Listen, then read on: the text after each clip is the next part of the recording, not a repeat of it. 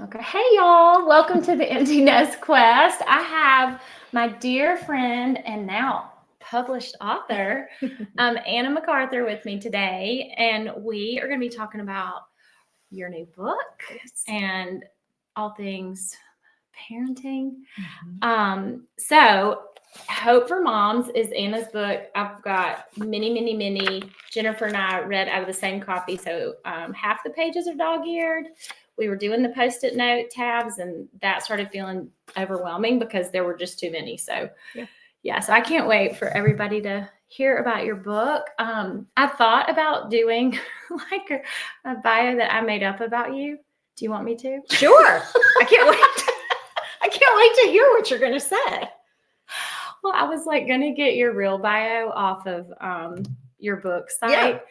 And then I was like, but really? So this is who Anna is to me, which is so egocentric, but this is who Anna is to me. She is my favorite pastor I've ever heard from a pulpit. She literally spoke to my heart the first time I ever heard you preach at First Pres 20 something years ago. Yes. Yeah. And then we have become great walking buddies. Our legs can't keep up with our mouths. That's so true. We run out. We're pretty long-legged. We run out of steps. But I never run out of words, so it's hard. Yeah.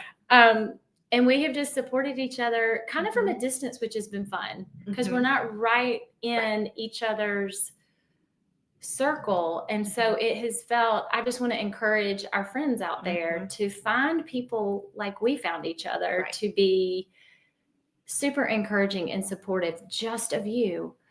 And you don't have to know your whole family deep to know each other's hearts deep. Right. So Anna is that kind of person that you can walk with any day of the week or any years ahead down the road. And she is going to just impart wisdom and humor. And I really think my favorite part about you is we can be in the depths of something so deep, and you always have the best like wit that just comes busting through. Because I think all things that are important that God wants to say to us are said with a little touch of humor. So we can bear it. Yeah. So we can bear it. Yeah. Well, that's how God talks to me anyway, because I'm a lightweight, and that's the only way I can take it. So what would your journey to becoming an author look like? So I started with blogging about 8 years ago. And that was great because it got me writing really regularly. But that's such a small, you have 800 words or something. And it felt to me, especially as my kids got older, I wanted to be careful about oversharing their stories. I wanted to say more about how I was dealing with those things as a mom and less about the specifics of theirs. And I needed a bigger container, I think, than essays and articles and blog posts, which I loved doing. But if I was going to talk about race and adoption and learning disabilities and just the curveballs that we've been thrown, that needed more space, I thought, to be able to kind of get to what was really important. And then also just to be able to write about what it felt like to me as a mom who looked around and thought, oh my gosh, everybody else knows what they're doing. Everybody else has their act together. Their family can find their shoes. Which I know isn't true. I know that's not true. But it looks like it is. Everybody else's kids look really all right. And then the moms like have on lipstick and stuff. Right. Yeah. I'm with you. And I would just kind of like look around and be like, is anybody else just getting just knocked sideways regularly? And so I wrote the book in part thinking of myself 15, 20 years ago, what I wish somebody had said to me. Not that I would have been able to hear it necessarily, but I hope I would have been able to open up a little bit to listen, to say, this isn't all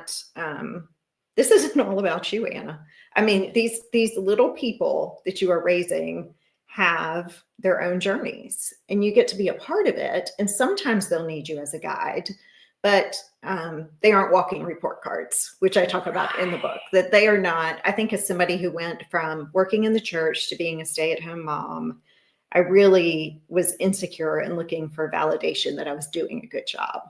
And it was really tempting for me to be like, see, this kid's doing okay, which is so what we're all doing. Yes. But I really think that's how it starts. Yeah. That's such a good that's such a good way to that's what I just love about how you speak, about how you write. It's so you put it into words that we're like, oh my gosh, yes, that's what I was doing. Because that's what we did. We went from receiving a report card. Yes. For our words, our actions, the way we could fill out a piece of paper, to going to, if people went straight into work, then they went into kind of new report cards, right? What's your performance? Do you still deserve to be here? Are you getting promoted, demoted? And then you become a mom. Right. And we can't rely on our kids for the feedback. Oh my gosh, can you imagine? Screaming and throwing macaroni at us when they're and that's too much power. That should not be allowed to they evaluate us. They cannot be the CEO of the house. Please no. So that is such a great perspective.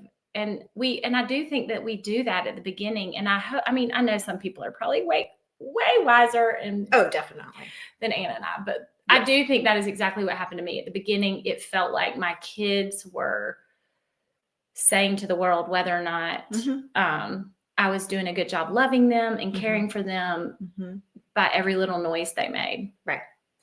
I mean, I heard a story just recently of a mom who, threw this giant birthday party for her little one. And then she got so upset that her daughter like a 1 or a 2-year-old and she didn't come out and like smile for the camera and get excited. And it's like, bless it, and I get the thing that broke my heart was I feel that mom's heart. She was trying to do the thing that she wanted to look back at in the photo albums and for the grandparents to see, like, look at this life we're building for ourselves. Right.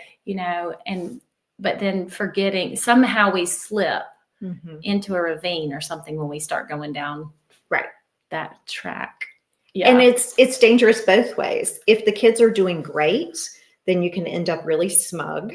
Yes. And hard to be around. Yeah. And if they're not doing great, which happens to every child at some point, then it's that it was something you did wrong, that parents did wrong. Somehow they didn't have the right manual. Somehow they, missed something.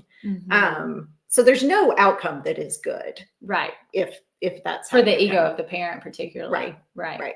Okay. So I want to read y'all a couple of quotes, just that there are so many.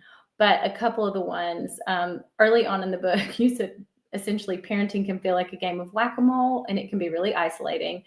And just both of those, you've got your one thing that you're trying to pound all the whack-a-mole things, and you feel like nobody's doing it with you. Right. That's so true. Or that you can't tell anybody because you don't want to talk bad about what's going on in your house, or maybe it's just self-serving. You don't want to look bad because it's embarrassing and you feel like everybody else does know these things. I loved the quote because this spoke to me. I can remember one particular summer where jealousy and like me looking out. It was when Facebook was kind of, the pictures on Facebook were new. Remember, Facebook was words at first, and then it was pictures. And there was a summer where Anna had surgery. We could not go anywhere. We couldn't even really go to the pool. And this quote, I loved it. It says, jealousy does not have all the information. Jealousy doesn't even usually have our kids' best interests in mind.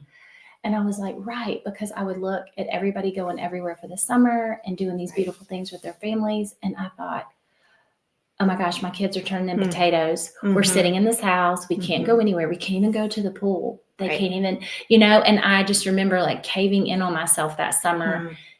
And at the end of the summer, my synopsis was, okay, that's it. We can never go a whole year without going to the beach again. That was what I had to do. That's what you got out of it. The problem was we didn't have our beach vacation. Right. And my wonderful husband was like, well, I think the beach is always a great idea, but I think there's something bigger at play. Right. Especially if it's to document it so that it can be shared too. Well, it was more me thinking, that's interesting because I'm sure somewhere underneath it was also that I didn't get to post my picture. But what it really was that bigger thing we do that I think is almost scarier than just wanting to post the picture is I just saw everybody like in this week of bliss, frolicking on the beach with their kids, all happy sandcastles that never caved in, and no sunburns, and no crying fits. I saw I saw their pictures and made them into this one big long beach trip. that nobody has ever had. No, we've all been to the beach with our families. We know. Right. Yeah. But it's like, I Yeah. think what I longed for some relief. And, yeah, I think that what I really was but in my mind, I was like, and the only place we will get that is at the beach. And Johnny was like, we can also just call a babysitter, honey. It doesn't have, right. And I think like there's stretches as a mom where I've been content just saying, I'm just trying to keep everybody alive and meaning that. I mean, when there's a lot of toddlers, when there's, I just would think, okay, my goal is, it seems like a reasonable goal, but I mean, it's hard to keep it. So I would think, okay, I'm going to keep everybody alive this summer. And I felt like that when they were toddlers. And then I felt like that again, when they kind of started driving as teenagers. That's a different kind of trying to keep them alive. Yes. But both are, that should be enough. I mean, that should be enough. Well, can you speak to talk about that makes me think of the part in the book, and I can't remember everything that you had a lot of things that piled up, and then you decided you were going to put the like, yes, no, maybe. Can you talk about that? That is so powerful. Like if we could just build in that practice alone. Right. So my husband had knee surgery and the twins were starting kindergarten. And so he couldn't drive. He had a mountain biking accident. So I had to really kind of triage what is absolutely important. And so it was like, yes, we're going to do these things. Brian has to do physical therapy. Elizabeth needed vision therapy. Everybody needed to go to school. Things, yes. Then there was the no, which were things that were, I knew in the back of my mind were optional, but I'd still been making us do them, like math nights at the school and big birthday parties that I felt like we needed to go to. And then maybe were more things that if we could get to them, great. And after his surgery then, and he was doing better, I kind of kept it in my mind as a way of looking at how many more things were optional in our lives that I didn't think were optional. Yes. Because I felt this sense of obligation and a sense of, maybe it was where we live. I don't know, this sense of like my kids aren't doing travel ball or different things that I got much more comfortable saying, yeah, that we just can't pull that off. Was kind of where I would land a lot of times. We could have, but people would have been in tears and we wouldn't have seen each other as a family. And, there's consequences for the things that we would pick or not pick. So I try to still keep that in mind of what is absolutely, really, it's about what your family's core values are, how you want to spend your time as a family and with each other. It was the other thing that was good about it was I realized, my husband does so much within our family, with his work, with our kids. And so when he was hurt, I was just like, man, this dishwasher is never getting unloaded. What is happening? I was not expecting that piece of it, was that it really kind of helped me realize how much Brian does too. I do. I'm glad you mentioned that, because I think that's another reason it's so nice for spouses to take time for themselves and go kind of refresh away, even if it's for an afternoon. Right. Or just one long day, but I like to go away like on a trip. Johnny is hard. I love it when he does it for himself, because it makes me appreciate him more. It makes me see all that he does. It's also nice to have space. Yes. And there's actually all this really great research about what it does for a marriage, for each of you to go have your time away and to kind of refresh, like the analogy of this author that I want to give them credit, but I can't remember who I read it.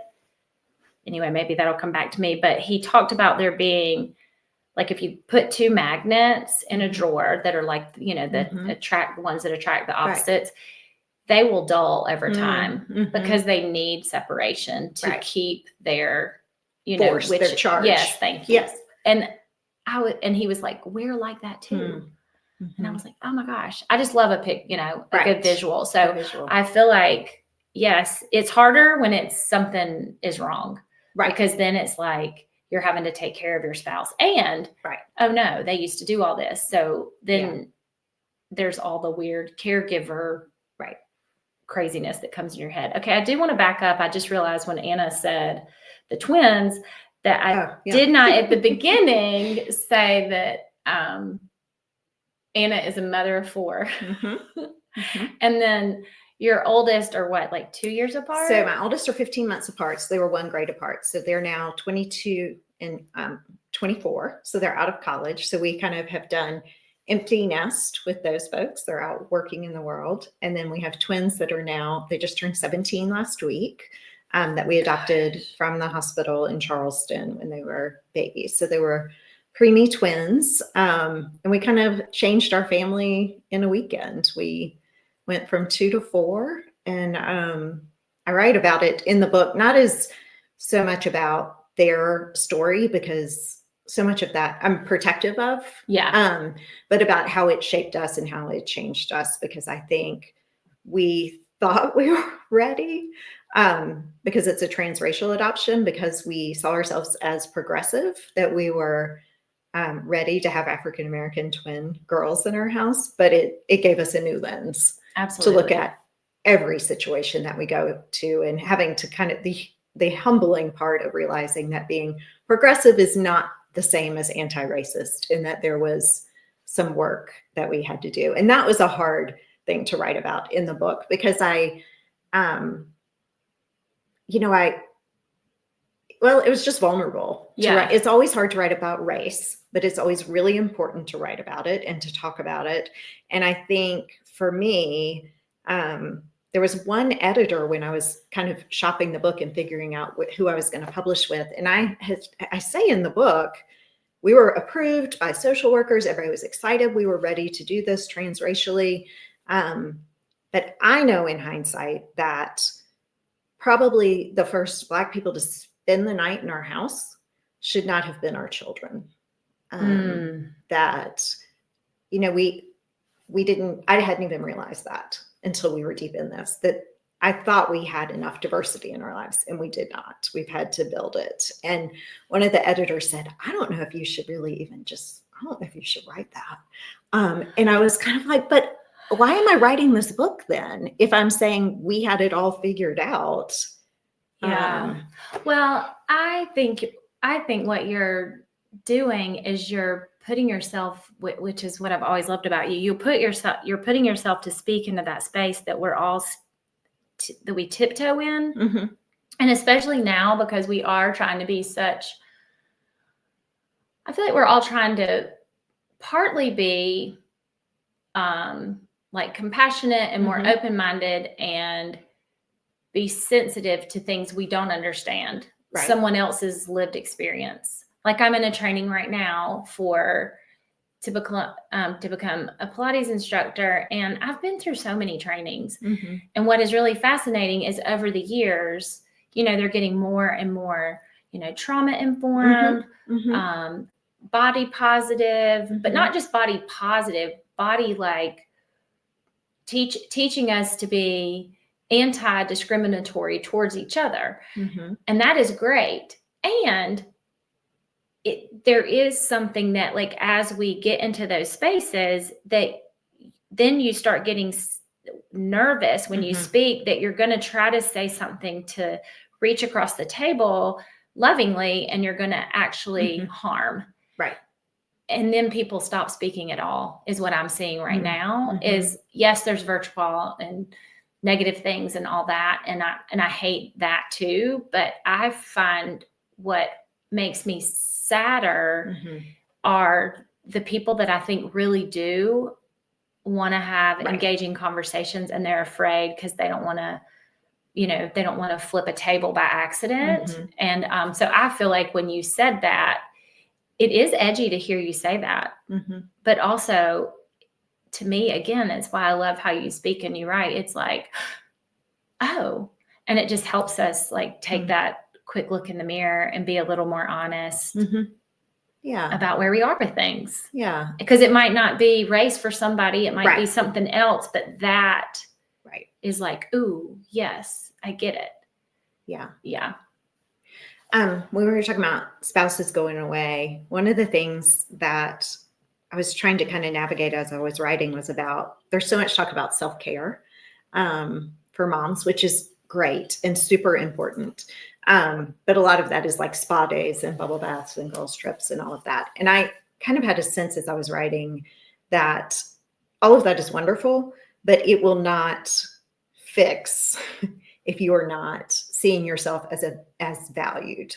Yes. If you don't see yourself as worthy of time and love and attention, there aren't enough bubble baths in the world to fix that. And I think what makes me nervous in the self-care talk is you do this so that you can care for the people in your life, which is important to be able to fill yourself up so that you can care for the people in your life. But also, what if we fill ourselves up and take care of ourselves because we are lovely and wonderful people who are worthy of that? Right. Not because we're someone's mom or someone's wife or daughter, but because, I've been with Anna for 52 years and I know what she needs. And I guess this sense of I don't have to justify it because I have 4 kids who all need me. Yes. But I agree. I agree 1,000%. That is like the soapbox I feel like I live on.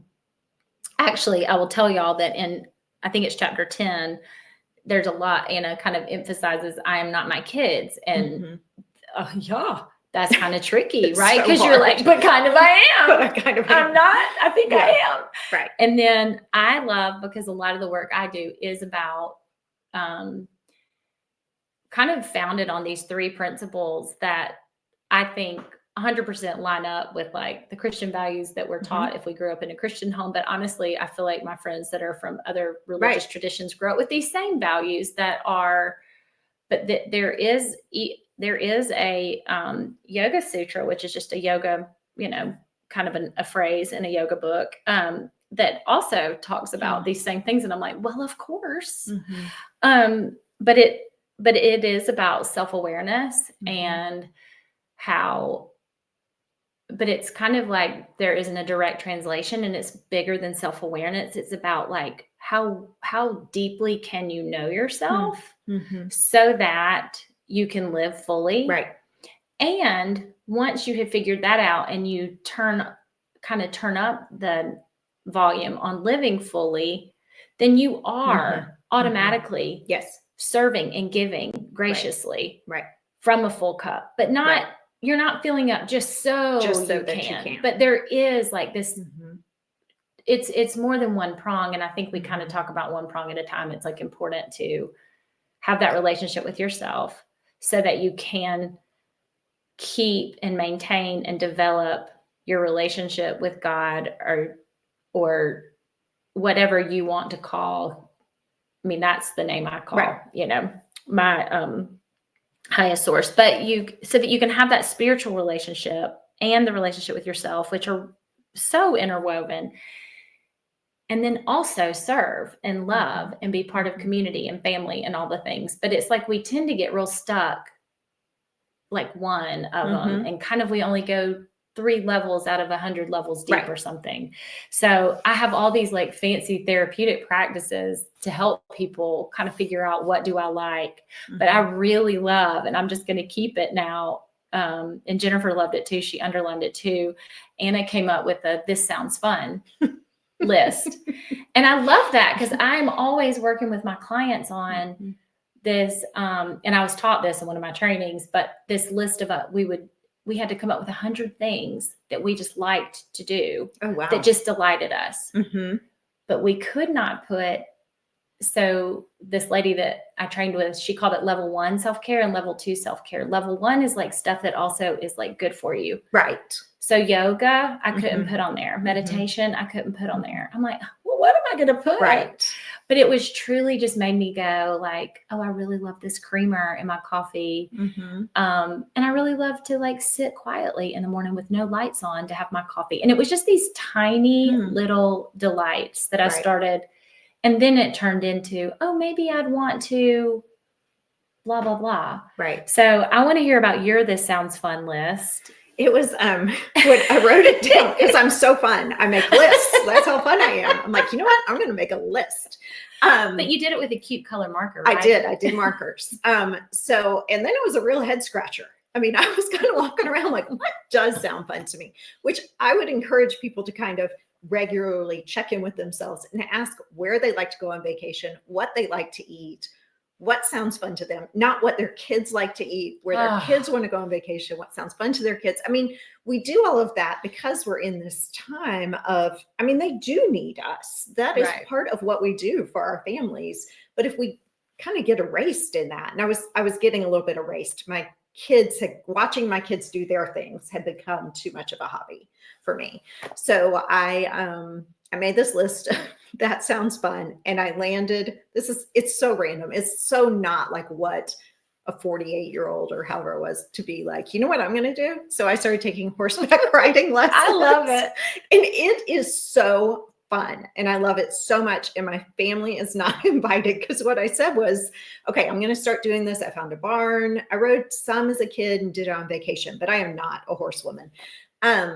And when I told my family I was going to do that, my husband was like, oh, we could go. We have friends who have horses. And my daughter Elizabeth said, oh, I've been wanting to do that too. And I was like, this is what they do. Right. This is something I've had to protect and it's, in some ways I say it's ridiculous, but I need to stop saying that because what it is purely delightful. Yes. I'm not doing it so that there's a reason that I can write down and say, this is why I'm doing it. I'm doing it because I find a lot of delight in it. And so that's been my thing. And this era has been the same things that it has always been, yoga and gardening and reading and those things, but adding in this kind of random thing to take up as my kids are getting older. Yes. And I do. And I love that it's something that feels new because I do think that when we do new things, it lets us know a new part of ourselves. Right. And it is, if you are a person, I mean, most people I know that are listening are in the empty nest phase, but if you are still having a hard time finding what really sings to your soul and what we're saying just sounds ridiculous and you're like, oh my gosh, even if you can find something new that you pull your people along with you just for like a one-off, like if you've never taken your people bowling, just something silly. Everybody seeing each other through different eyes is also sometimes helpful. That's why I think like quirky date nights are fun. Like if you just, and by quirky, I just mean quirky to you. Like we always go eat at a restaurant. We'll just take a picnic somewhere and just look how, I mean, you might really love it. And you might be like, we're not sit on the ground people. I can't even sit crisscross applesauce and it'll turn into a laugh fest. I mean, I think it's just like get out of our box. But as moms, I do think it's so important, or just parents. I mean, and caregivers, right? I mean, we're at that where we're caring for kids and as our parents age and different. I think we're talking about how to kind of remain fully alive. Yes. And not just kind of fade, as we get a little bit used up by the needs around us. Yes. Oh my gosh, that's such a good way to say it. And I just want to say we are kind of in the middle of a menopause series right now. And that is what, when you really read the research about women in our age group, that part of what feels so maddening about reaching out for help because we don't feel like ourselves and we go maybe to the doctor or to a counselor or whoever and say, I just don't feel like myself. And for a long time, and I just feel so bad for all the generations before us that did this without any social media talk of menopause or perimenopause, which I think has been fantastic. And is that it's almost like women at our age start to feel invisible. And if you hear Jane Fonda talks about this really openly, there's somebody else, I can't remember who, I listened to somebody else on a podcast that I'm just really not nailing the names today. Speaking of menopause. Speaking of brain fog and perimenopause, here she is. But yeah, there was someone else that was like more of a celebrity type figure that talked about how she was seeing her friends at this age start to feel like they're fading or disappearing. And I was like, what? And I don't know. I just thought it was interesting to start hearing women at this age talk about feeling invisible. And I love that. And there's so many ways to address that, but the way we can address it ourselves is the way you're talking about in your book, to to just kind of, especially if you're in our phase, I felt like reading your book was partly reflective and partly still I'm experiencing it, right? Right. Some of it's looking back on those years of just focus on kids, but then also, okay, so as we are seeing the light coming out of that, how can we thrive and we're not just in survival mode anymore with little kids, but how do we thrive during this time? And so I'm on a horse. Hi. This is me on a horse. Actually, there's a really cute picture on her Instagram of her on a horse in Jamaica. And I was like, Johnny, that's what I want to do. I want to go where Anna is and be on that horse. He's like, do I have to be like her husband and be beside you? Oh my gosh, he did not want to be on that horse. He's still not over it. That was not his idea of fun at all. It was so great. Yeah. Well, y'all, we have barely scratched the surface of this amazing book. And so I hope you'll go out and get your copy. I will put it in our stories for the podcast and Instagram and Facebook. But again, it's Hope for Moms. And I love the tagline. It's tough out there, but so are you. Thank you so much, Anna. Thank you. I love this. I could talk about you for like 10 episodes. This is so much fun. But y'all, thank you so much for joining us on the Empty Nest Quest today. And we will see you next time. Thanks.